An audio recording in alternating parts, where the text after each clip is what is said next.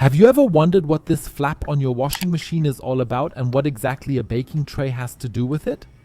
In this video, I'll go into this in detail and show you why you absolutely need to know. Because if you take a closer look at your washing machine, you've probably already noticed that you have a flap like this somewhere at the bottom. And if you didn't know what it was for before, then you really need to know, because you can open it and find two things behind it. One is a larger screw like this, and the other is a hose that you can carefully pull out, and that's exactly what you should do first. Pull the hose out a little. Now open the cap and ideally hold a bucket or bowl underneath. You will then see that quite a lot of water comes out. Once you have done this and nothing is leaking out, you can close the hose again and hook it back in. Because now we want to get to the screw, and here comes the advantage of the baking tray. Because I have my washing machine on a platform and can therefore hold a bucket underneath it. If you can't do that, you should definitely put a towel underneath and use a baking tray. You can simply clamp this underneath and then open the screw.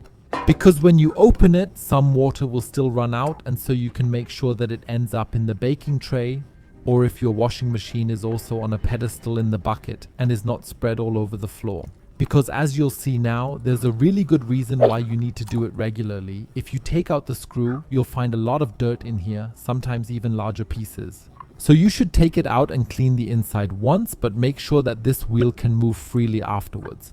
You can simply clean the part that you have unscrewed under a tap before screwing it back in. This is the fluff filter. All coarse dirt is filtered out here and ends up in this lint filter. Once you have tightened it as far as it will go, all you have to do is close it again with the flap, and you really need to do this regularly so that all the dirt is removed and your washing machine lasts as long as possible. And if you'd like to find out more about 4 ingenious but unfortunately secret toilet brush tricks, then be sure to watch the video you see on the screen now. Click directly on it,